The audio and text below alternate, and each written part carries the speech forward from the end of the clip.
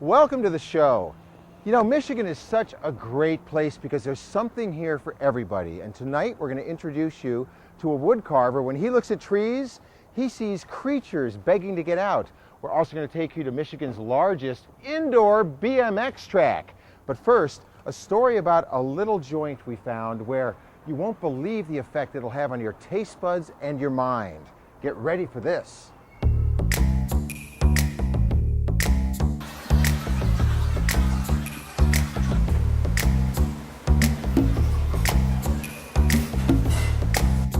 It's a wine bar like no other in the Midwest. 102 wines on tap, each offering the patron a chance to let their taste buds roam the vineyards of the world. The fun part is you get those people that are white wine drinkers and you kind of got them in some of the red stuff. That's the good times, you know, or people like, I've never really tried this, or people that have they're in their comfort zone of just drinking a single grape. But then if you can get them into another country or another region with different grapes that kind of have similar characteristics, it just kind of broadens the horizon. It makes it fun for me and fun for the guests as well. Deb Aver just rolled into town for a convention and grabbed the seat at reserve with her buds. Her first impression? A little overwhelmed. Really? Was it the 102 wine? Yeah, it might have been that, yes. You know, I'm a Budweiser kind of person. And Really? Unless you've gone into the land. I have. Yeah. Jumped right into it. Aided by a device called the Wine Flight, a few ounces of this, a few ounces of that, Deb's found the perfect wine for herself in short order. We'll sample some and then decide on one that I really liked without committing. But really, Deb has only dipped her toe into the pool of possibilities here at Reserve. A wine experience would not really be complete without food. We focus on local supply of food, and so we have a very seasonal menu. It's always changing, but it's always going back to the wine. Here we're pouring a Canoe Ridge Cabernet Sauvignon out Washington. Very much an up-and-coming region for growing grapes, Cabernet predominantly, as well as Syrah. Good wine. But now, what to pair it with? No problem. The waitstaff at Reserve will guide you through the experience. The menu may not be extensive, but the offerings are exquisite. So I come into Reserve for the first time. What do you recommend? The pork belly is incredible. Beyond that, the Lyon salad is a classic dish that people are really embracing and enjoying. So you're not going to come in here and have like the big plate heaped high with food. These are going to be just little tapas plates with most excellent food that is just waiting to be washed down with wine. Absolutely. And so some plates are going to be smaller, some are going to be larger, but it's not the quantity that we focus on, it's the quality.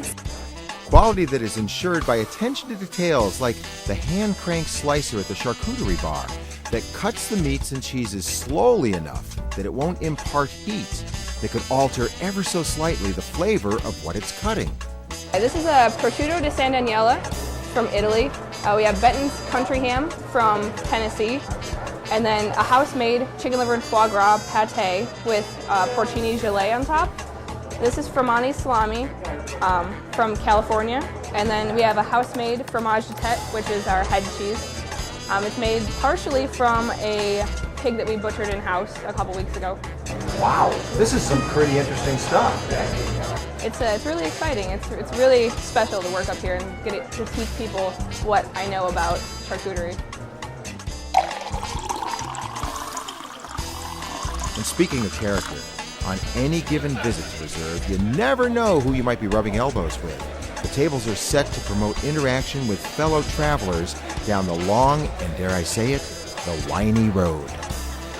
But if you're looking for a truly special experience, Allie's going to take us to a place called The Vault. Seating for 12 and a menu crafted just for you in a room that comes by its name honestly. It used to be a bank.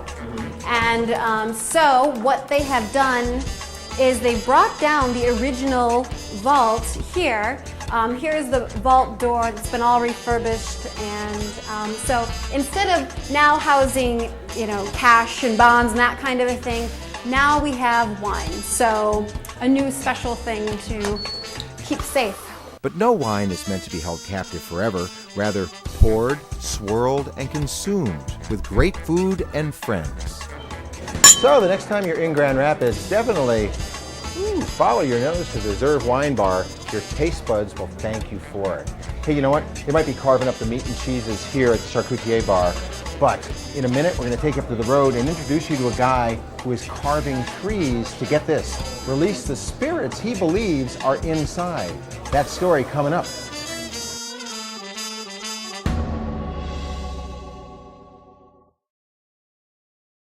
That's a pretty interesting looking house, isn't it? That's where Earl lives. Now, Earl's a guy that used to work in tool and die, and that can be a tough way to earn a dime. After 3 back surgeries, Earl has developed a plan B. What is it? Well, now he's wrestling logs for a living. It's never a grudge match. Earl feels a kinship with the timber. Yeah, there's not hardly a tree out here you can't view something coming out of, just aching to come out and take shape. To you and me, it may look like firewood, plain and simple, but Earl has other plans for it. So what do you see in here? Piece of sassafras. Looks like it's got an eagle in it. You can tell that just by see looking that? at it, huh? Yeah, you see that? The head's going to be turned sideways like this. See this? You want to leave enough of this side view of it here coming down with his head turned. But birthing this bird takes some doing.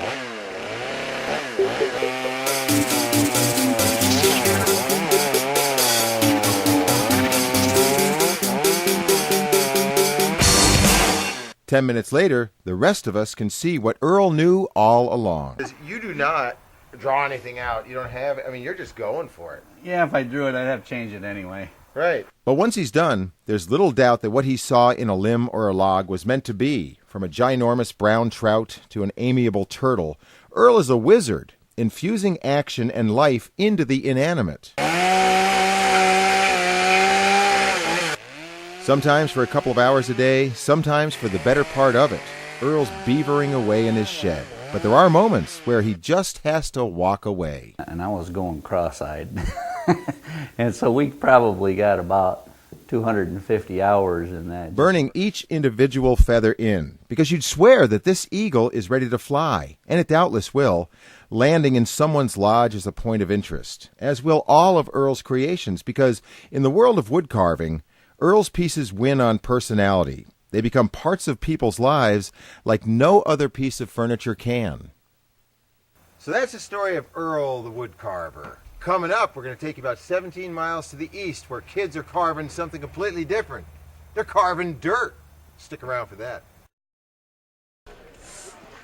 To say people in Greenville are pumped would be an understatement. Now, Greenville is a town about 3 hours west of Detroit, and somebody had this great idea to turn a former 90,000 square foot grocery store into a playground for people that love things that go round and round.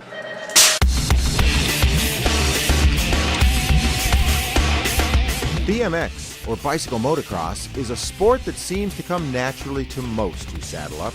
After all, what kid doesn't love to ride? You add some gear, like a helmet, jersey, gloves, a gait that goes boom, and some bumps and corners to agitate you. And you've got an addiction that digs in early and may not soon let go.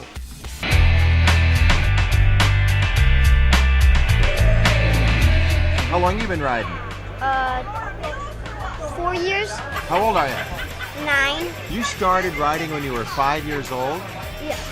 You think that's young? Check out this little guy. He's 21 months old and he's already getting the feel of the knobbies in the dirt on a bike that his parents built. No pedals yet, but soon, I imagine. And as he grows up watching brothers and sisters take their turns, he'll be picking up important life lessons like... You have to learn how to lose first because you don't start winning right out of the gate. 8 line up, but only one can win. Some do more than others, like the rider there in the lime green top. Francis Maycroft's the name, and being one of the top pro riders around is her game. It's my lifestyle for sure, so everything I do, it's usually for BMX. Francis has even taken her passion for movement to classroom. So now going to school for sport or science and sport medicine. A profession that could come in handy, seeing as this sport comes with a heap and helping of bruises, bandages, and broken bones. Yeah, this is dangerous. I mean, I broke my collarbone this summer and I was out all summer, and people are getting hurt all the time, but it's just bound to happen. That happens in every sport. But not every sport has the appeal of BMX. It's like wheels have power over even video games. Because we just want to get out of the house and come and exercise it. This is one of those sports that nobody sits on the bench. No matter what proficiency you are, whether rookie or expert, everybody rides. Round and round they go at the brand new Thrifty Acres BMX track in Greenville. Piles of dirt plowed and sculpted into an indoor track that is world class and will likely help produce top-notch riders not just from the immediate surrounding area but from states far away, as moms and dads stuff the minivan full of bikes, bodies, and gear to feed the beast that is BMX.